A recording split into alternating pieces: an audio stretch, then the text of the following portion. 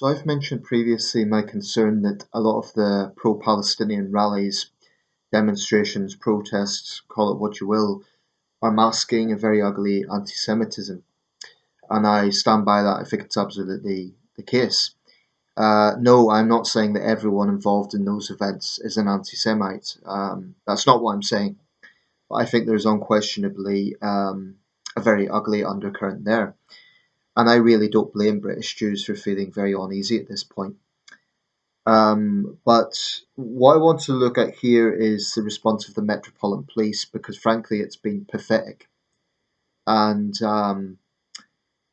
it's situations like this that I think really damage public trust. Now, um, policing by consent is a long-standing model in this country. That is to say, the public have an understanding that you have an organised law enforcement organisation, right? That supposedly is there to enforce the law. But when the public see corruption, when the public see inconsistency, when the public see a hands-off approach, it does nothing for public confidence. Now, I appreciate that a big organisation like the Metropolitan Police, they can't get it right all the time. I understand that is London is what it is. You know, it's a major city. You're always going to have people there who have strong views on things. You're going to have demonstrations. Actually, what's happened in continental Europe is the demos have been banned outright, and I'm starting to think that we should have taken the same approach. You know, the whole point of freedom to protest, big caveat, is peaceful, but these demos are not peaceful. Um, as I cited in the previous video, the lone guy who was attacked by a mob, um, the open chance of incitement to violence. And um, the latest situation is we are actually having Hizb ut-Tahrir call for the Muslim armies to rise up in support of Palestine. You're basically having people shouting out for jihad. Okay, now this means struggle. So there will be Muslims who say, oh, but it doesn't mean violence, it's struggle. But the fact is, in the West, with good reason, jihad has very negative connotations. And you can't tell me that there is not people there who would dearly like to see violence in this country as a result of their anger about what's happening in the Near East. Now, I understand that this is emotions are running high, but people who are calling, openly supporting Hamas, as far as I'm concerned, they're a threat to this country. Hamas is prescribed as a terrorist organization. There have been, I think it's somewhere like a dozen arrests. That's the figure I've seen quoted. It may be more now. It may be a bit more, but it isn't a lot. Not when you consider the thousands of people that are involved. Now, Douglas Murray and Samantha Smith have posted on Twitter footage of some guys with England flags being basically approached by the police and told that they're inciting racism. Inciting racism.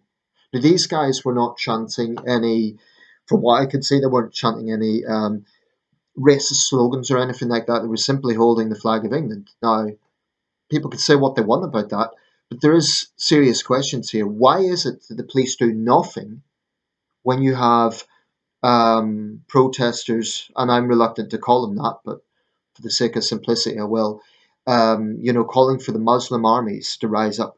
The police do nothing.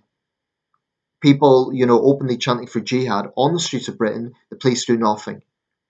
And I don't know if it's Cardiff, because, and I'm reluctant to, charge the police for that, because individual officers do brave things, so I'm always reluctant to say that, but I can't help but feel, is it Cardiff?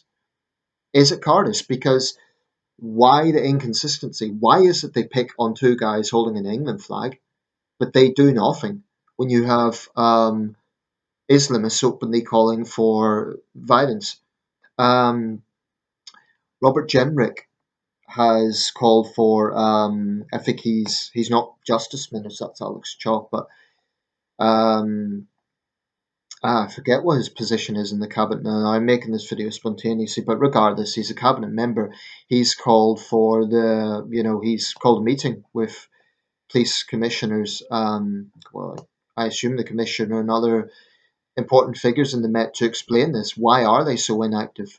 Now, on their Facebook group, there's no updates on this. There's no excuse. There's just nothing. The last post was on county lines drug halls, which is important, but no information at all about this.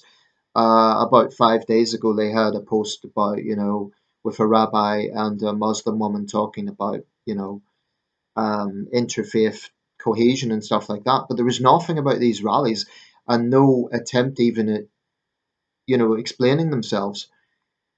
It's very concerning because this is basically incitement to terrorism. I think Robert Jenrick is absolutely right. So why the hell are there not more arrests being conducted? Why the hell are the Met turning a blind eye to this? Um, Apparently, they've reviewed footage of Hizb ut-Tahrir making chants, and they say no crime has been committed. But take, for example, Hamas. Hamas is prescribed as a terrorist organization, so it should be considered incitement to violence. I just think that there's something very, very rotten going on here when the police, pick on people who are showing a bit of patriotism. Now, I don't know the full story there. Maybe there was more to those guys holding England flags, but not from what I could see in the footage. There may be more to it. But the officer was basically said, "Oh, we're just keeping an eye on you, and it's okay as long as you don't incite racial violence." So there is a cultural thing that goes on in the Metropolitan Police where they see basically our national flag, whether it be the England flag or the UK flag, and they automatically think, "Oh, we better go in there." But when you have Islamists who despise this country, despise our way of life, support terrorist groups like Hamas, the Met just, keep their distance. It's utterly pathetic. And what sort of message does that send out to Britain's Jews? Now, to be fair, they did step up patrols around synagogues and so on so there wouldn't be attacks there. But I still think this sends out the wrong message. And a lot of people are raising concerns about it. And I do think something very rotten is going on in terms of the ideology of the Metropolitan Police. This is not something that can be blamed on politicians because these decisions are not made by politicians. This comes down to the Metropolitan Police's own operative decisions. They. I'm sick of the excuses that they come out with. It's the same thing with the eco extremists. Again, it's a softly approach, a hands-off approach. Please don't do this. It's utterly pathetic. When you look at their counterparts in Paris, Berlin, they don't mess around. In fact, pro Palestine demos have been banned, presumably because they know it would incite racial violence against Jews. And this is not to say it doesn't go the other way. We've all heard about that little Muslim boy that was killed by a racist thug in the United States. Awful, evil. And the culprit, he was a 71-year-old man. I hope he gets a long prison sentence. It's an evil thing to do. But I do think that in this country there is a far bigger threat against Jews than there is against Muslims. I just don't think it's comparable. Because if you look at those demos, the pro-Palestine demos are in the thousands. I only saw one sizable pro-Israel demo, which was the one outside the BBC to complain about their editorial lines, and apparently now that is changing because there was a lot of anger over their their failure to use the word terrorist with regards to Hamas. I've already spoken about that, so I don't want to go too much into detail with that one, except to say that they have been inconsistent. But what does this come down to? The public see institutions, they see the BBC, they see the Metropolitan Police, they see these institutions, these organisations just being so pathetic, so spineless. And I think the public feel powerless because, the police are in a position of power. And I would argue actually that failure to enforce the law is just as big a problem as corruption or abuse of power, which is also a problem.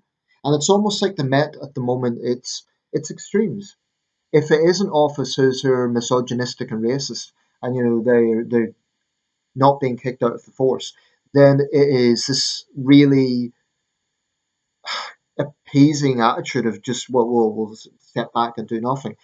Is it so much to ask? Is it so much to ask for the public to simply see police officers doing their job and arresting people committing crime, people inciting terrorism? I mean, is this so much to ask? And I understand, when you get thousands of people, that isn't an easy thing to do. But the problem with doing nothing, which is pretty much their stance on this, is it gives a green light to every anti-Semitic thug out there. It gives a green light to these people to do what they want, to incite hatred against this country, to incite hatred against Jews, and to call for terrorist violence. And then when it happens, I don't know what the current threat level is. I imagine it's probably in the second tier at this point. But with the tier system, you have substantial, I think severe, moderate. I think it's severe at the moment, unless I'm mistaken. But the implications of what's happening in the Middle East, it could really have reverberations in this country. The Met needs to get their act together. They need to be making arrests now, not pussyfooting around, not saying they'll talk to people. They need to be making arrests of Hamas supporters. That needs to be seen. And I hope Jenrick, didn't pull punches at that meeting. I hope he really, I want to say laid into them, but then the Met get this, we're being told what to do by politicians. They're interfering in police work. Well, politicians are elected, and it is their job to raise these questions when the Met are so, frankly, incompetent. It's their job to raise these questions. So I'm disgusted by it, and this is not an attack on all police officers. I understand that officers are just following their orders, but there's something rotten going on in the decision making process. They've got the priorities utterly skewed, and it makes no sense other than appeasement, a decision to appease. Now, on previous occasions, I've kind of played the devil's advocate for Sir Mark Rowley. I've said he's in a difficult position. He's trying to do something about corruption, and I think he is. But this is his watch. He needs to get it together, and he needs to explain why there is such a hands-off approach. Ultimately, he's the commissioner. It comes down to him. Sadiq Khan also is partly to blame, I think, because of course, he'll do the routine thing politicians have to do. He'll condemn anti-Semitism, he'll condemn anti-Muslim bigotry. That's fine, but he needs to be more vocal in condemning the extremists among these so-called protesters. In fact, I think the protests should be banned at this point because they're not peaceful. That's the point. They're not peaceful. I think I don't know how this is organised. If the Palestine Solidarity Group, if they sort of tell London City Council or the Metropolitan Police what their plans are, usually for a big demonstration, that's the case. But so far, I haven't seen a single one that it hasn't attracted trouble, that hasn't either involved a mob chasing someone or open calls for jihad or Hamas supporters, gloating about terrorist victims. I saw an image earlier and it was sickening, absolutely sickening. It showed an X-ray of a um, charred bodies, basically, but they were the charring was so bad that they were barely recognizable as human. But X-rays showed a spine, and it was basically a mother and child burned alive in one of the kibbutzes in southern Israel by Hamas terrorists. And then you get the far left and the Islamist allies in the West praising this stuff, and I want to vomit. I really do.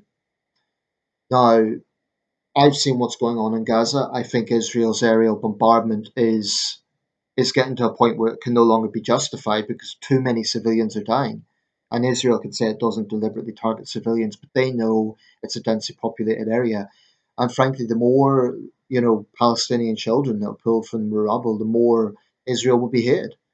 And I think that negates to consider the situation that Israel is in. But I think at this point, there's no justification for substantial aerial bombardment in those circumstances.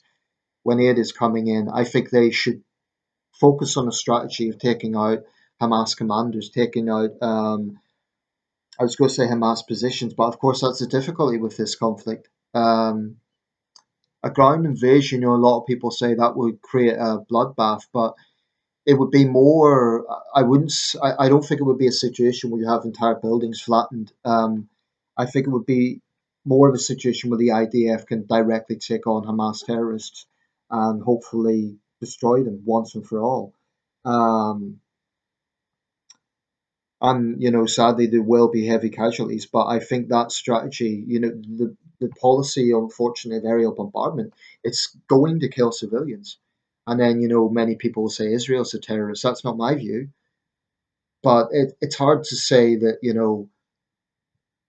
even the most hardcore Israel supporter can't be totally comfortable with that. Whatever you could say Hamas hides behind civilians, and they do, but extensive aerial bombardment is killing people. But regardless, that doesn't explain the hatred of Israel when you consider the Arab dictators slaughter their own people en masse. 600,000 people dead in Syria by a war started by Bashar Assad. Yet you don't see the same level of anger on the streets of London or Paris against Assad. Why? There is a lot of questions around what goes on in the Middle East and its reverberations, but I believe that there is unquestionably people out there who, they hate Jews, they hate Britain, and I think they're a threat to this country. And if they're not British citizens, they need to be deported. In an ideal world, they would be. But at the very, very least, the Met need to be taking action. They need to be making arrests. It just feels like these extremists are being given a green light, and that is chilling. It's chilling. And if, God forbid, there is a major terrorist attack, I think the Met will be partly culpable for their hands-off approach. I think I give the security services a lot of credit. Those are men and women who never get public attention, but they keep us safe. They really do. The Metropolitan Police, on the other hand, this appeasement approach, it really raises a lot of questions. Let me know your thoughts.